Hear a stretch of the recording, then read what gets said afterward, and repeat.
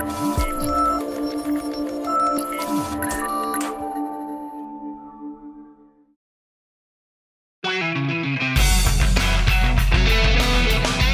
listening to the Shared Security Podcast, exploring the trust you put in people, apps, and technology, with your host, Tom Eston.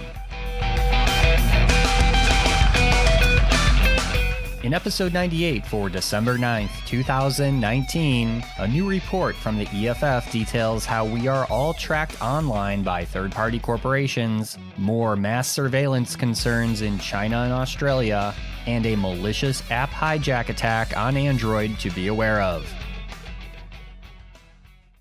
Podcast co-host Scott Wright recently shared with me a story about how car thieves in Ontario, Canada had been stealing hundreds of specific Toyota brand vehicles such as 4Runners, Tacoma pickup trucks, and Lexus SUVs by using a relay or amplification attack. This attack is designed to amplify the signal from your key fob, which, like many of us, leave near one of the entrances to our homes, in order to trick the car to opening its door and allowing the car to start. The device required to do this attack is only about $200 to construct, and there is very little that car manufacturers are doing to fix this issue. But there is an easy and elegant solution you can do right now that prevents this type of attack, and that's by using a silent pocket key fob guard, which is a Faraday bag that blocks all wireless signal. Right now, you can take 15% off your order and get one under $20 by using discount code SHAREDSECURITY. Protect the investment in your car and pick one up today for you or your loved ones for the holidays at silentpocket.com. Welcome to the Shared Security Weekly Blaze podcast, where we update you on this week's most important cybersecurity and privacy news. These podcasts are published every Monday and are 15 minutes or less, quickly giving you news that you can use. Last week, the Electronic Frontier Foundation released a comprehensive report called Behind the One-Way Mirror that identifies and explains the hidden methods and business practices that companies use to collect and track our personal information. Just in time for the holiday shopping season, the report goes into tons of great detail into the different ways that we are all tracked through the apps, devices, and services we all use. The focus of the research is on third-party tracking, which uses methods like hidden tracking codes on websites, invisible pixel images embedded in emails, browser fingerprinting, mobile tracking, and even details on how companies are using face recognition to identify us for tracking purposes. In my opinion, the most interesting part of this research is the information about passive tracking methods that use Wi-Fi hotspots and wireless beacons. Now, we all keep our Wi-Fi and Bluetooth enabled on our smartphones and laptops, but did you know that many of the free Wi-Fi hotspots that we use are specifically designed to track and collect information about what sites and services you're going to?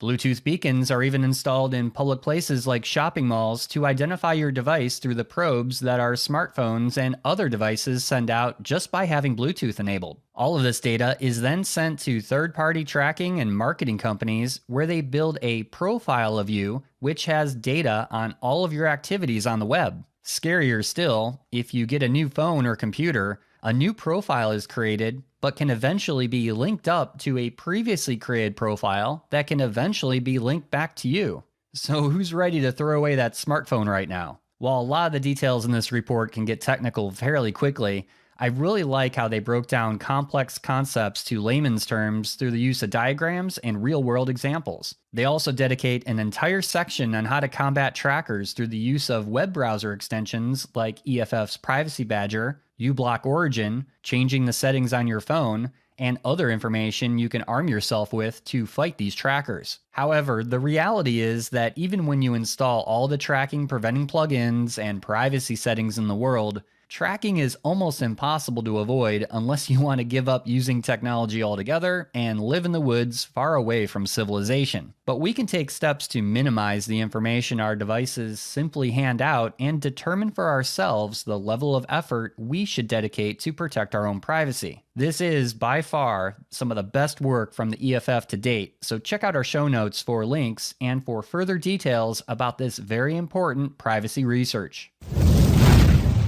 In other privacy news, China announced that any citizen signing up for a new cell phone or mobile data contract will be required to not only show a national ID card, but to also submit to a facial scan to verify their identity. Now, while this may be a good way to reduce cell phone fraud, it also means that Chinese citizens will now have their identities matched to their physical devices. This news shouldn't be that surprising, however, since it's been well known that the Chinese have used facial recognition to monitor ethnic minorities in their country, not to mention the mass surveillance that has been used to suppress Hong Kong protesters. Communism is bad, kids, and unfortunately, I think the privacy of Chinese citizens is only going to get worse. Meanwhile, in Australia, distracted driving is becoming a huge problem, so police have started using surveillance cameras with AI to identify people using their mobile phone while driving. One caveat is that faces will not be recorded, only overhead photos of the car's driver will be analyzed. With these surveillance systems, a human is involved to verify images and remove any false positives, and there will be apparently fixed and trailer-mounted cameras available to police to help find violators. From a fine perspective, first-time violators will find themselves with a warning, but after that, the fines start to increase up to $457 Australian plus 10 demerit points. I think Australia is on a slippery slope here from a privacy perspective. I mean, how many mistakes are going to be made concealing faces or accidentally capturing a face in an image? Will this system be abused like similar technology that is reviewed by humans, like we've seen with Google and Amazon? Or will it actually have the positive benefit of reducing accidents caused by distracted driving?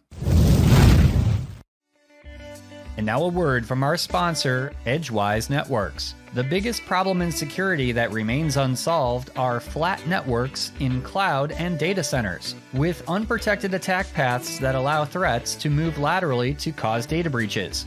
But microsegmentation using network addresses is complicated and takes too much time. But there's a better approach: Edgewise Zero Trust Auto Segmentation. Edgewise is impossibly simple microsegmentation, delivering results immediately with a security outcome that's provable. At the core of Edgewise Auto Segmentation is Zero Trust Identity, which allows workloads to communicate only after their software identity has been verified. Malicious or unimproved software is no longer allowed to communicate. Identity-based protection provides more coverage with fewer policies to make Edgewise simple to deploy and manage. No changes to the application or network are required. One solution protects virtual machines and containers in the cloud and on-premises. To stop lateral threat movement and prevent breaches, visit edgewise.net for a demo and to see results within minutes.